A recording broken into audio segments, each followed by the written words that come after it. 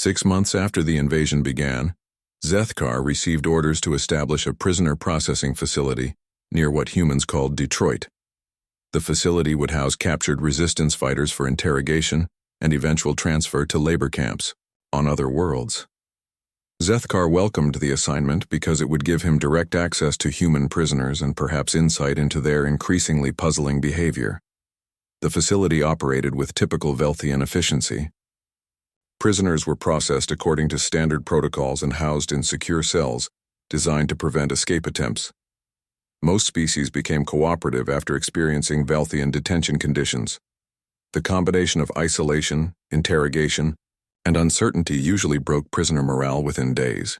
Human prisoners seemed different from the start. Captain Danny Brooks had been captured during a failed attempt to evacuate civilians from a combat zone. His unit had been defending a hospital when Velthian forces overran their positions. Rather than retreating or surrendering, when defeat became inevitable, Brooks had remained behind to ensure the last medical transports escaped safely. His sacrifice allowed hundreds of civilians to reach safety, but cost him his freedom. Zethkar personally supervised Brooks' interrogation over several weeks.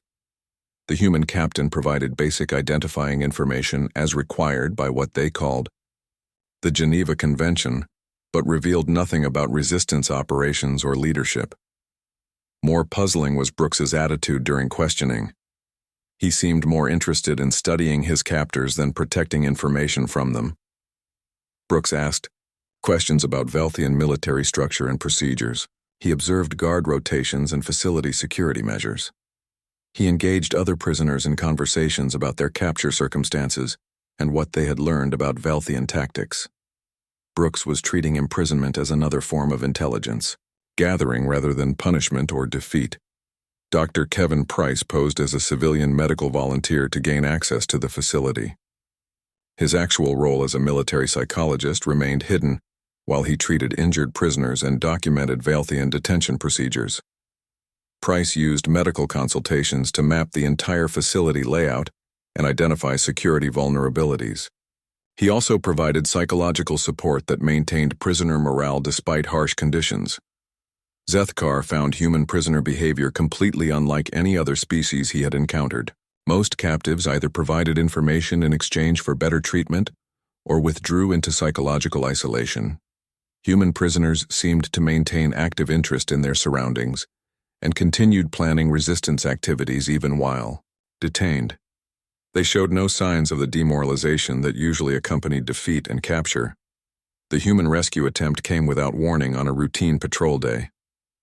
Lieutenant Amy Foster led a mixed team of resistance fighters through the facility perimeter, using intelligence gathered by Price during his medical visits.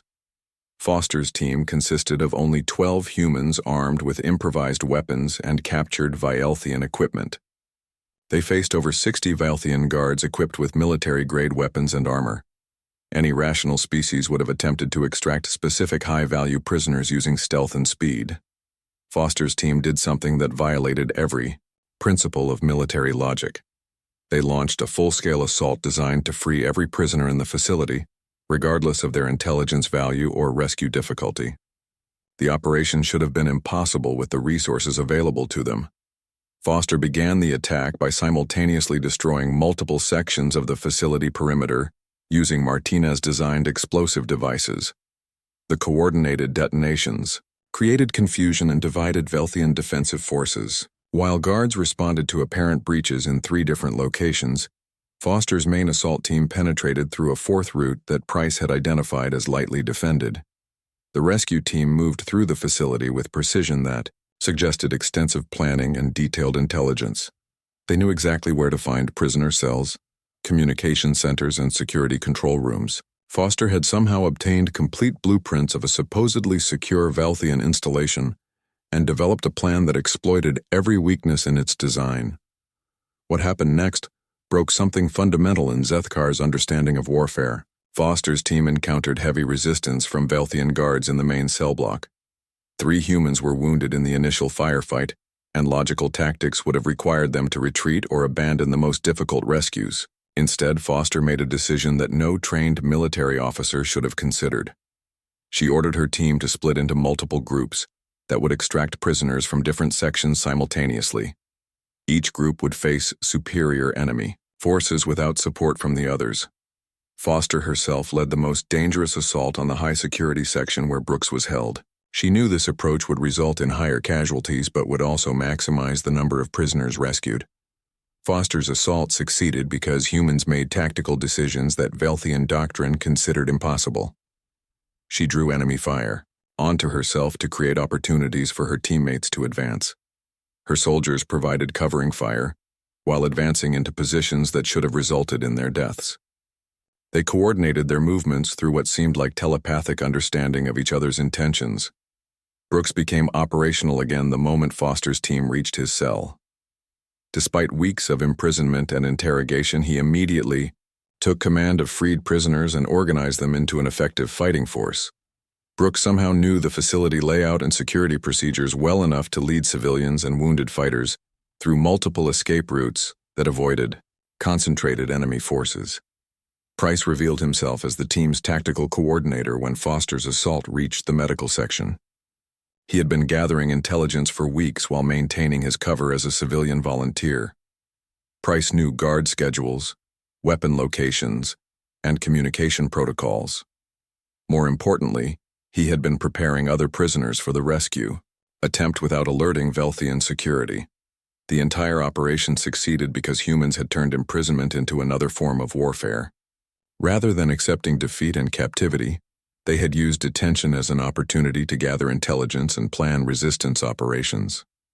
Brooks had studied his captors while pretending to be a broken prisoner.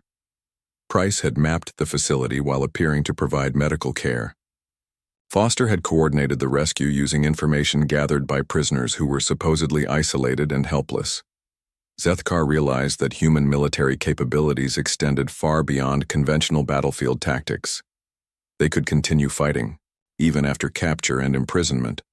They could maintain unit cohesion and command structure despite physical separation. Most disturbing, they could turn apparent defeats into advantages through careful planning and patient execution. The rescue team extracted 43 prisoners, including 15 wounded humans, who should have been impossible to move safely. They accomplished this while fighting running battles against superior forces throughout the facility.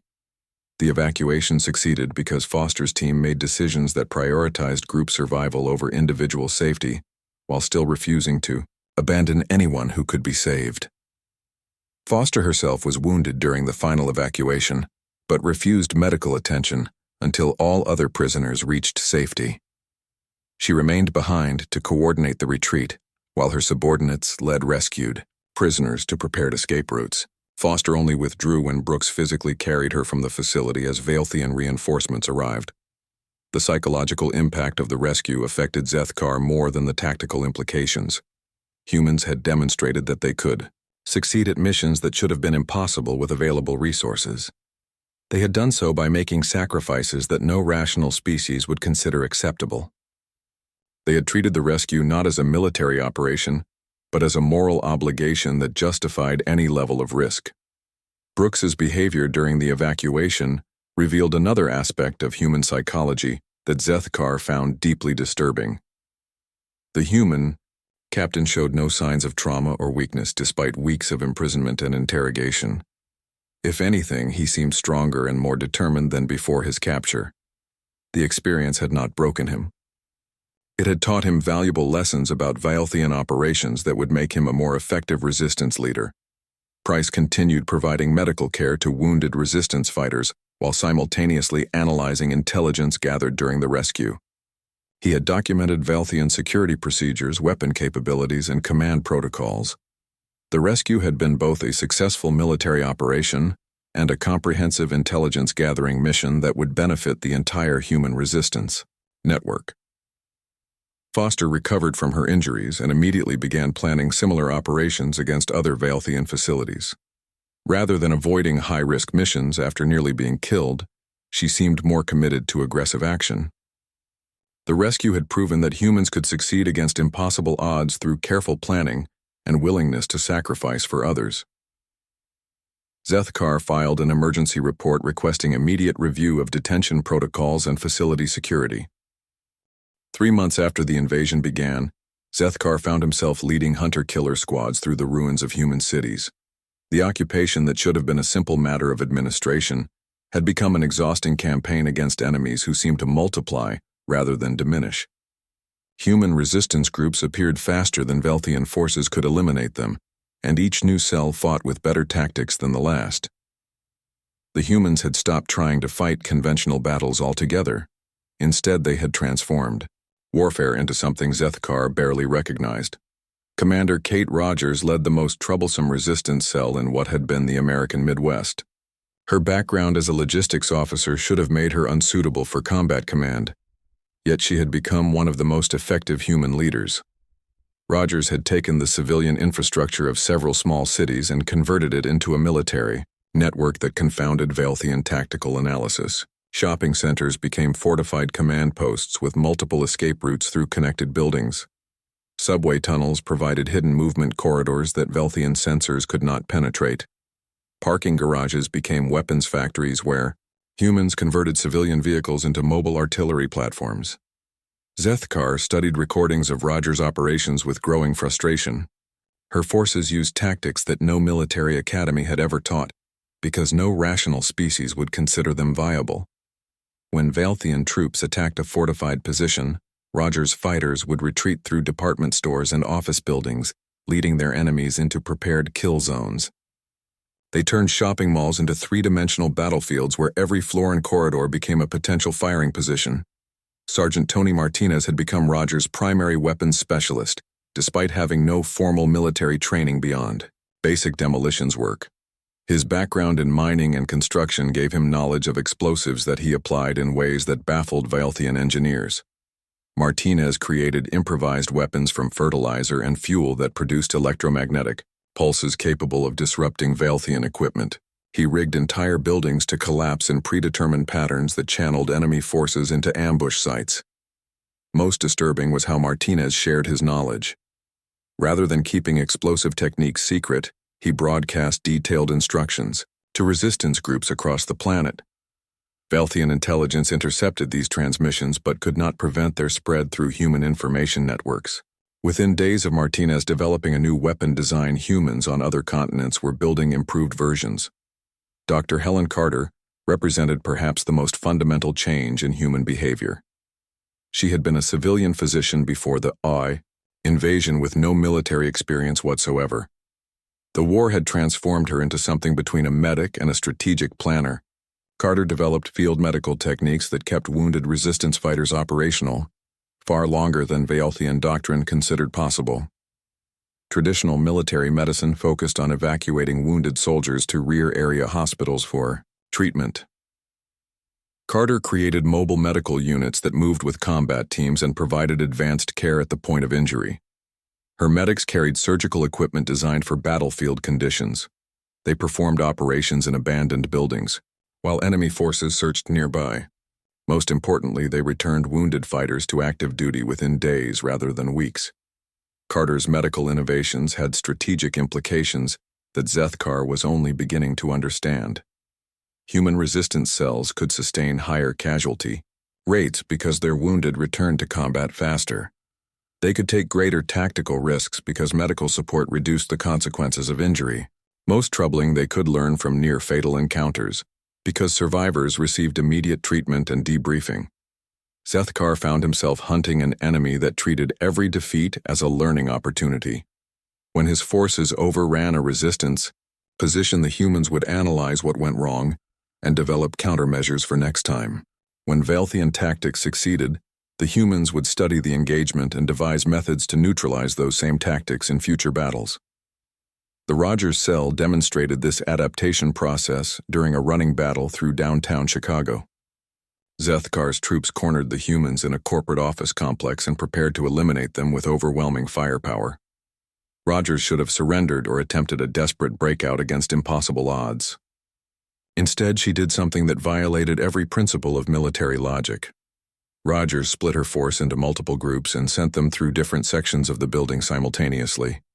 Each group had specific objectives that seemed unrelated to escape or victory. One team focused on capturing Velthian communication equipment. Another collected samples of armor and weapons. A third group documented Velthian tactical procedures using portable recording devices. The breakout succeeded, not because Rogers outfought Zethkar's forces, but because she outthought them. While Velthian troops concentrated on eliminating human fighters, the humans were gathering intelligence about Velthian capabilities. They treated the battle as a research opportunity, rather than a life-or-death struggle. They accepted casualties, in order to gain knowledge that would help them fight more effectively later.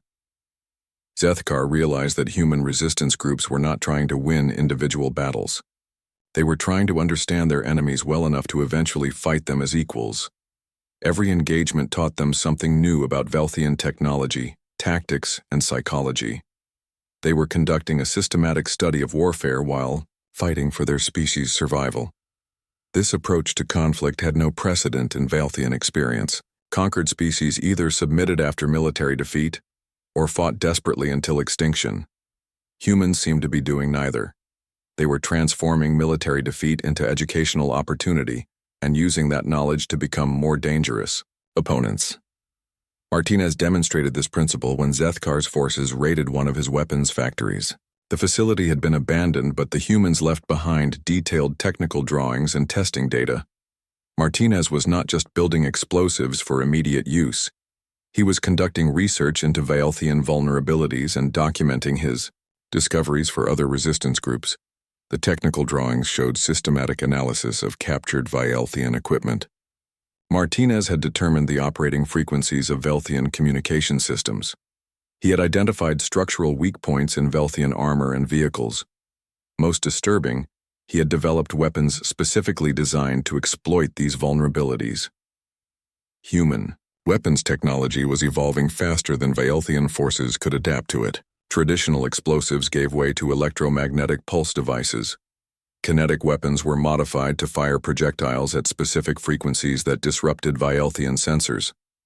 Simple chemical reactions became sophisticated attacks on Velthian electronic systems. Carter's medical reports revealed another aspect of human adaptation that Zethkar found deeply troubling. Human fighters were not just learning new tactics and technologies. They were developing psychological resilience that enabled them to function under conditions that would break most other species. Carter documented how humans processed trauma and stress in ways that actually enhanced their combat effectiveness. Humans seemed to gain strength from adversity, rather than being weakened by it. Soldiers who survived near-death experiences became more effective fighters rather than traumatized casualties.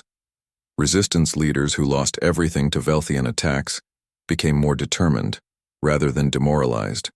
The entire species appeared to be growing stronger under the pressure of occupation. Rogers exemplified this psychological adaptation. Her personnel file showed a logistics officer with no combat training and limited leadership experience. The war had transformed her into a strategic commander who could outmaneuver Velthian officers with decades of military education. She had not just learned how to fight. She had learned how to think about warfare in ways that gave her advantages over supposedly superior enemies. The human resistance network was becoming something that Velthian doctrine had never anticipated. It was not an army in any traditional sense.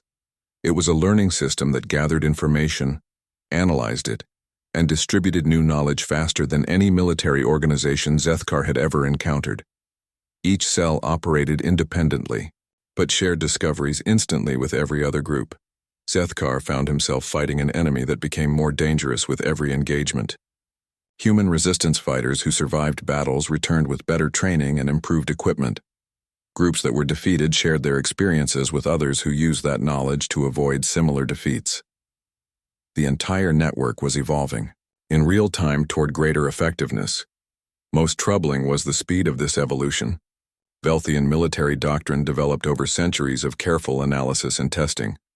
Human tactics changed daily based on battlefield experience. They implemented new procedures faster than Velthian forces could develop countermeasures. They adapted to Velthian innovations almost as quickly as they were deployed. After 6 months of occupation, Zethkar filed a request for immediate reinforcement.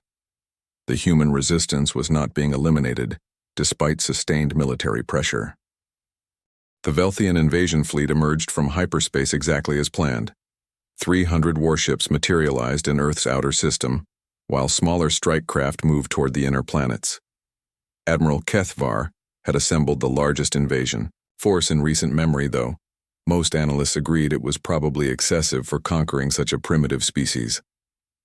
Zethkar stood on the command bridge watching Earth grow larger on the tactical displays. The first strikes targeted human military installations and communication networks. Orbital bombardment platforms reduced major air bases to smoking craters within minutes. Human naval vessels found themselves outgunned and overwhelmed by Violthian destroyers that could fire from beyond visual range. Most human aircraft never got off the ground before energy weapons reduced their hangars to molten metal. Zethkar monitored the initial assault reports with satisfaction. Everything proceeded exactly as his intelligence assessment predicted. Human military forces responded slowly and without coordination. Their primitive radar systems detected incoming Velthian fighters too late to mount effective defenses. Their communication networks collapsed under electromagnetic attack, leaving human commanders isolated and confused. Admiral Susan Clark tried to organize Earth's scattered naval forces from her flagship in the Pacific Ocean. Zethkar intercepted her. Desperate communications to various human military units around the globe. Clark's messages revealed the depth of human military dysfunction. Different nations used different command protocols. Their weapon systems were incompatible between forces. Some human leaders seemed more concerned with protecting their own territories than coordinating global resistance. Dr. Peter Walsh led a group of human scientists trying to analyze captured Velthian technology from the orbital strikes. His team managed to recover fragments of destroyed Violthian weapons and immediately began studying their construction. Zethkar found this amusing since humans lacked the fundamental understanding of energy manipulation necessary to comprehend Violthian engineering. Their primitive tools could barely measure the exotic materials involved. General Alex Murphy commanded human ground forces preparing for the inevitable land invasion. His units dug defensive positions around major cities using earth-moving equipment and concrete barriers. These fortifications might stop human tanks but would provide no protection against Velthian plasma artillery.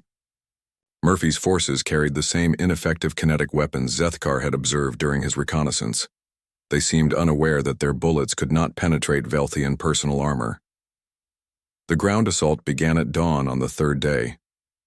Zethkar led a battalion of Velthian shock troops in an attack on a human military base near what they called Denver. His soldiers wore powered armor that enhanced their strength and speed while providing complete protection from human weapons. Their energy rifles could cut through human fortifications like paper. The battle should have ended in minutes. Human defenders opened fire as soon as Velthian forces came within range. Bullets bounced harmlessly off Velthian armor while return. Fire carved smoking holes through human defensive positions. Zethkar watched human soldiers fall as his troops advanced with mechanical precision. The humans fought bravely, but their weapons were useless against superior technology. Then something unexpected happened. Lieutenant Lisa Bennett appeared on the human command frequency coordinating defensive fire.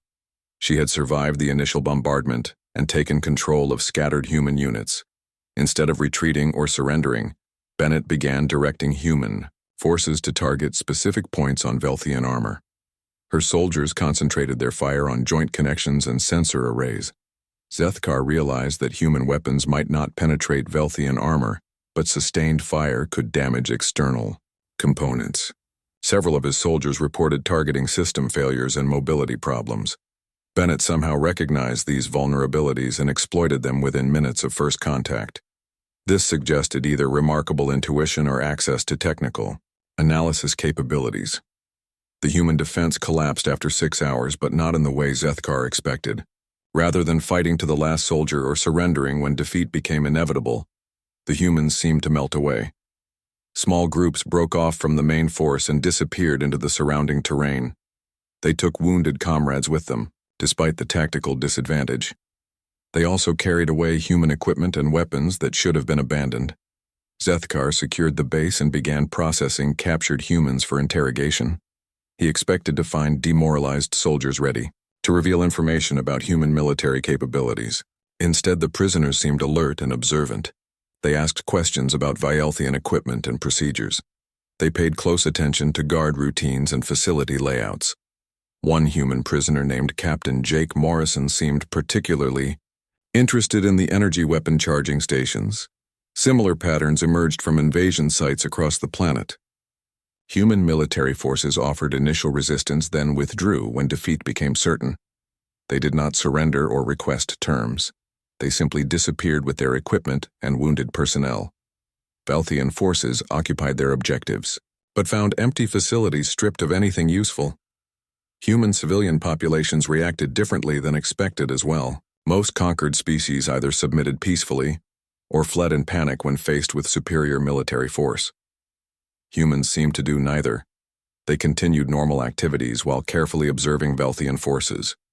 Children attended schools near occupied military bases. Adults went to work in buildings overlooking Vielthian installations. Everyone seemed to be watching and learning. Dr. Walsh broadcast a message to all human resistance groups on the 4th day of occupation. Zethkar intercepted the transmission and found it contained detailed analysis of Vielthian technology based on battlefield observations. Walsh's team had somehow determined the energy output patterns of Vielthian weapons. They identified power source locations in Vielthian vehicles.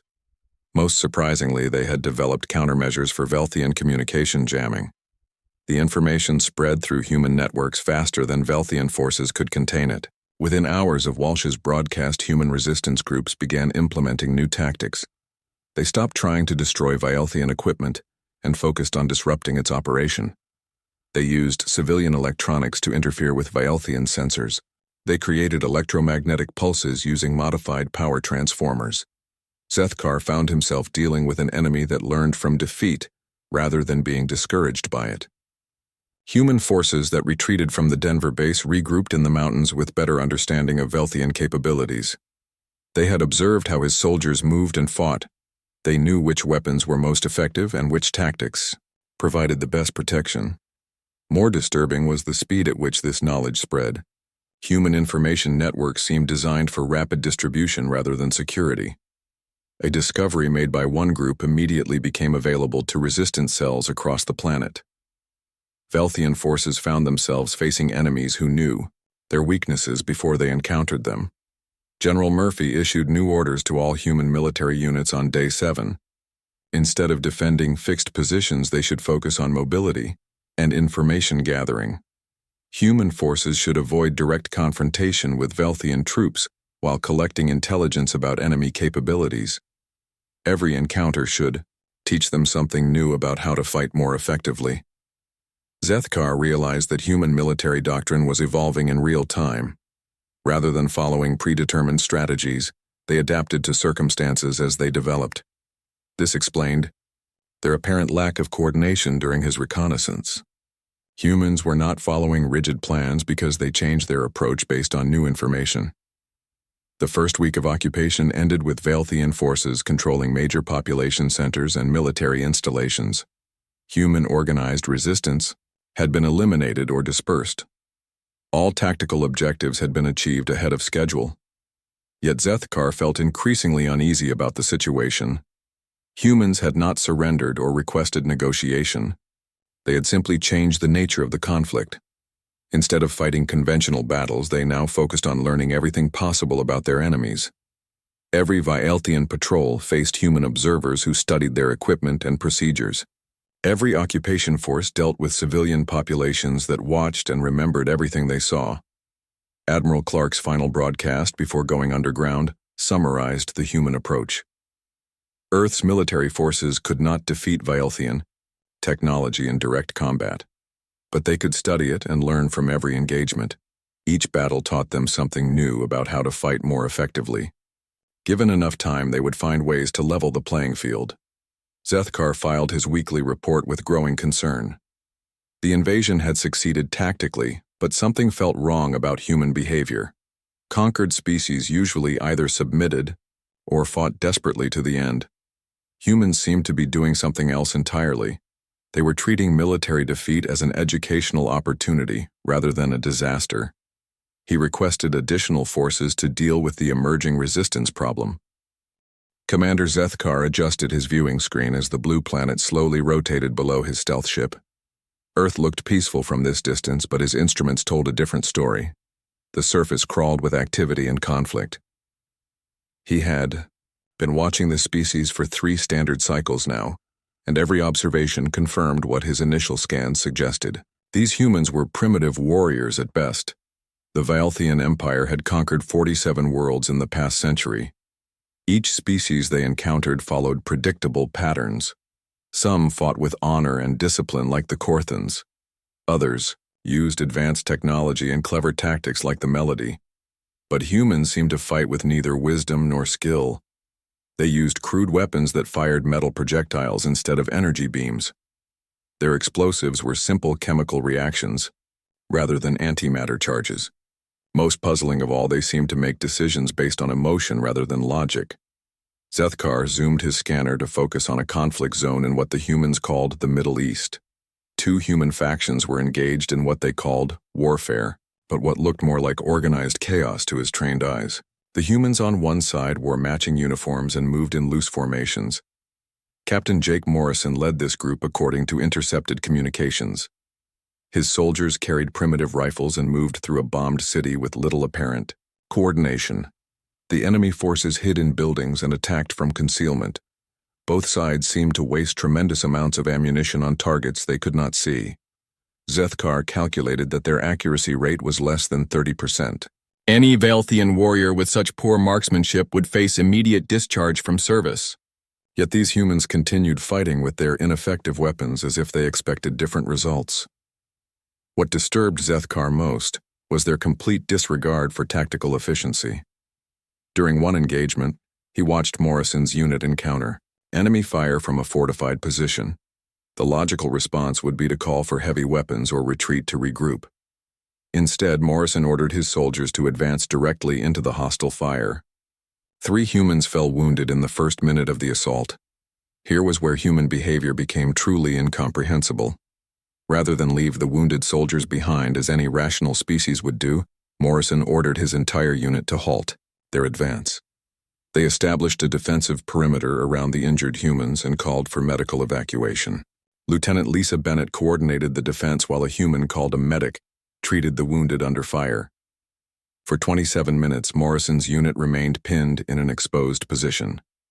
They could have completed their mission by moving around the enemy stronghold. They could have retreated and attacked from a better angle. Instead, they stayed to protect 3 wounded soldiers who contributed nothing to the battle outcome. The enemy forces eventually withdrew, but Morrison's tactical objective remained incomplete because he chose injured soldiers over mission success. Zethkar replayed the engagement 3 times, trying to understand the human decision process. Vaelthian military doctrine: wounded warriors were honored for their sacrifice but left behind if they impeded unit effectiveness. The survival of the group always took priority over individuals. Yet these humans seemed to reverse this basic principle of warfare. They sacrificed group success for individual welfare. Similar patterns emerged across every human conflict he observed. In what humans called Afghanistan, he watched another unit led by Colonel Rick Davis react to an ambush.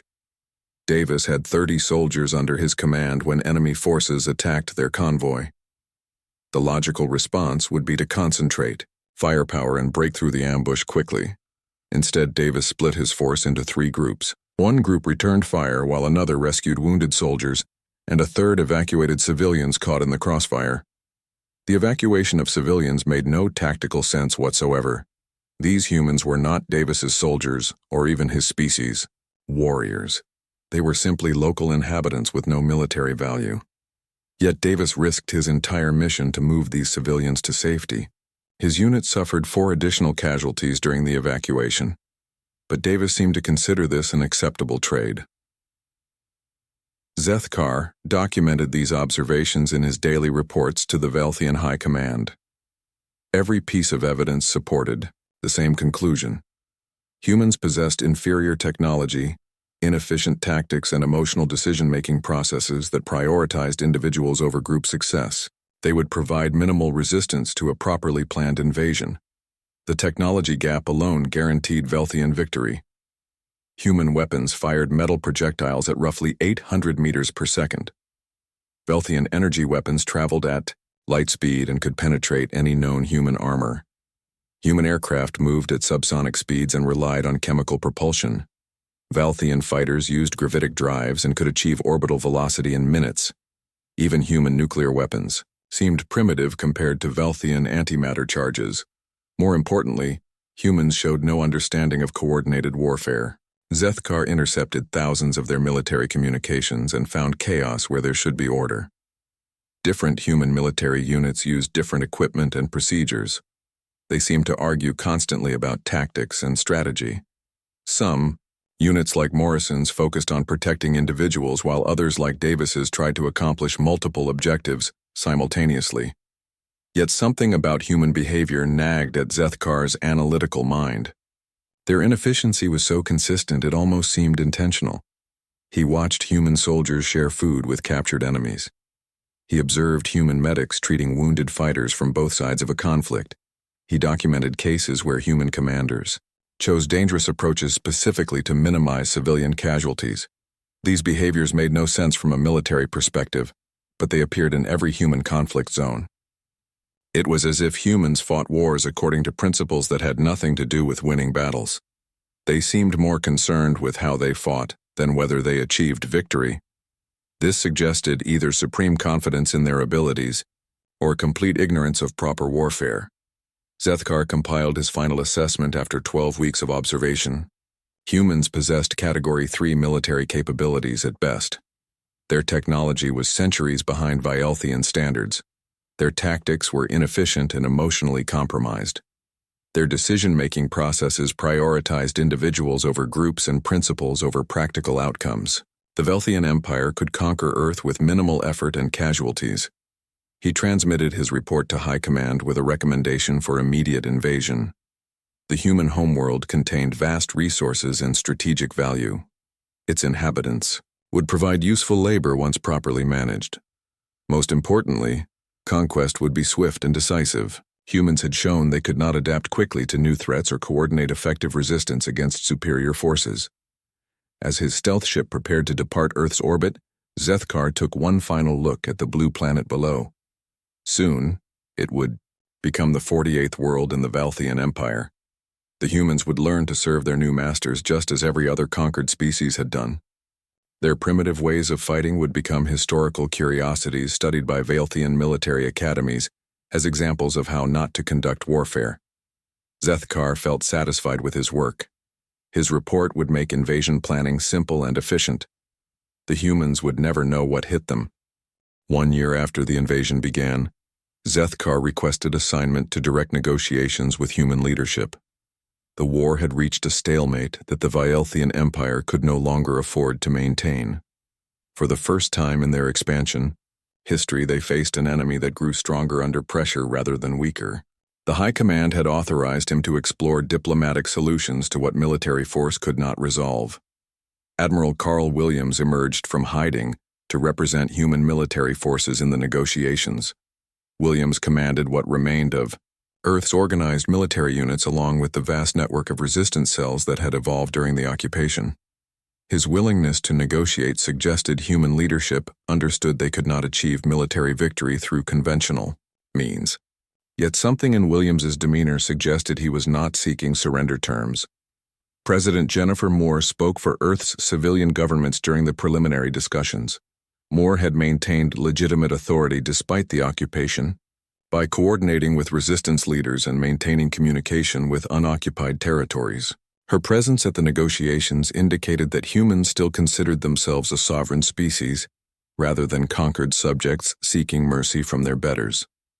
Dr. Sarah Klein accompanied the human delegation as their primary scientific advisor.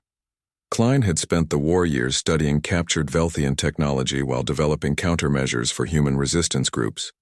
Her expertise in xenobiology gave her unique insights into Velthian psychology and military doctrine. Klein seemed more interested in understanding her enemies than defeating them through force.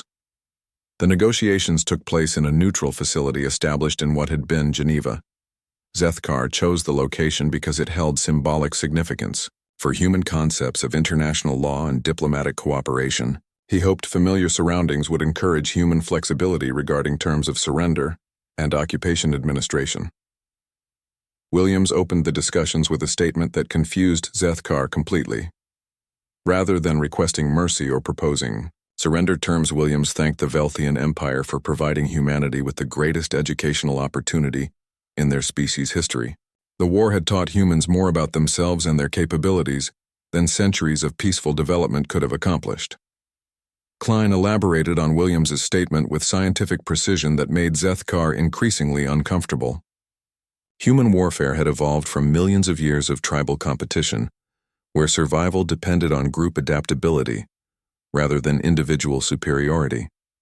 Humans had developed psychological and social mechanisms that allowed them to learn from defeat and grow stronger under pressure. The explanation began with human evolutionary history. Klein described how early humans survived by forming cooperative groups that could adapt to changing environments and overcome threats through collective action rather than physical dominance.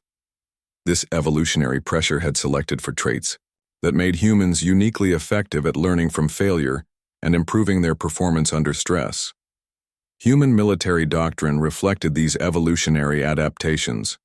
Rather than fighting wars to win battles, humans fought to ensure their species survived and learned from the experience. Every defeat taught them something new about their enemies and themselves. Every loss made future human fighters more dangerous, because knowledge was immediately shared throughout their population. Zethkar realized that human behavior during the occupation suddenly made sense when viewed through this evolutionary lens. Resistance groups had not been trying to win individual engagements. They had been conducting a systematic study of Velthian capabilities while developing countermeasures and improved tactics. The entire species had been learning how to fight a technologically superior enemy. Williams provided specific examples of human adaptation during the war. Resistance fighters had reverse-engineered Velthian weapons and developed electromagnetic countermeasures within months of first contact. Human medical techniques had evolved to keep wounded fighters operational under battlefield conditions. Most importantly, human psychological resilience had increased rather than decreased under the pressure of occupation. The admiral explained that human military effectiveness was not based on superior technology or tactics. It was based on their ability to adapt faster than their enemies could counter their adaptations. Humans could implement new procedures and technologies faster than opponents could develop responses. They could change their entire approach to warfare based on lessons learned from recent battles. Klein described the psychological mechanisms that enabled this rapid adaptation. Humans processed trauma and stress in ways that actually enhanced their learning rather than impeding it. Soldiers who survived near-death experiences became more effective fighters because they had learned from extreme situations. Leaders who lost everything became more determined because adversity had clarified their priorities and motivations. President Moore addressed the political implications of human adaptation. Earth's population had not been demoralized by military defeat and occupation. If anything, the war had unified previously competitive human factions around common goals and shared knowledge. The invasion had accidentally created the conditions for unprecedented human cooperation and technological development. Zethkar found himself facing a species that treated warfare as education rather than destruction. Humans had not been trying to defeat the Velthian Empire through superior force. They had been learning everything possible about their enemies while developing the capabilities necessary to fight them as equals. The occupation had given them time and motivation to evolve their entire approach to conflict. The strategic implications were staggering. Human resistance had grown more effective despite sustained military pressure from technologically superior forces. Human fighters who survived battles returned with better training and improved equipment. Groups that were defeated shared their experiences with others who used that knowledge to avoid similar defeats. The entire species was becoming more dangerous every day. Williams presented intelligence estimates that made Zethkar question the wisdom of continuing the occupation. Human resistance networks now possessed detailed knowledge of Velthian military capabilities, command structures, and strategic objectives. They had developed weapons and tactics specifically designed to exploit Velthian vulnerabilities. Most disturbing, they had proven they could coordinate complex operations across global distances, despite communication disruption. Klein provided technical analysis, showing how humans had closed the technology gap through systematic study and reverse engineering. Human weapons were approaching Velthian effectiveness through different engineering approaches. Human armor provided comparable protection using materials and techniques unknown to Velthian science. Human communication systems had become resistant to Velthian jamming through distributed network architectures. The human delegation made clear they were not seeking surrender terms or negotiating occupation conditions. They were informing the Velthian Empire that continued warfare would result in steadily increasing costs for progressively diminishing returns. Human resistance would continue growing stronger until it became capable of threatening Velthian forces throughout the galaxy. Moore explained that human psychology made peaceful coexistence impossible as long as any humans remained under foreign domination. The species had evolved to resist external control and would continue fighting until they achieved complete independence or faced extinction. There were no intermediate positions that human psychology could accept on a permanent basis. Williams offered a strategic assessment that chilled Zethkar to his core. Human military capabilities were approaching the point where they could threaten Velthian colonies and supply lines throughout local space.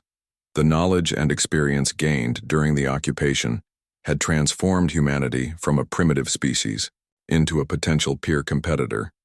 Continued warfare would only accelerate this dangerous evolution. Klein presented the most disturbing possibility of all. Human adaptation was not limited to military technology and tactics. The entire species was evolving psychologically and socially under the pressure of warfare. They were becoming something fundamentally different from what they had been before, the invasion.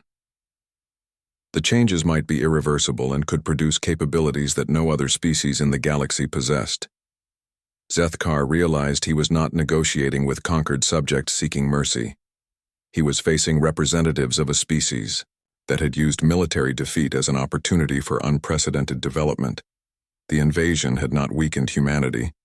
It had awakened something that might eventually become powerful enough to threaten every established civilization in the galaxy. The human delegation concluded with an offer that was not really a choice. The Velthian Empire could withdraw from Earth immediately and establish peaceful relations with humanity as an independent species. Alternatively, they could continue the occupation and face the consequences of fighting an enemy that became more dangerous with every passing day. Zethkar prepared his final report to the High Command with hands that trembled slightly as he wrote.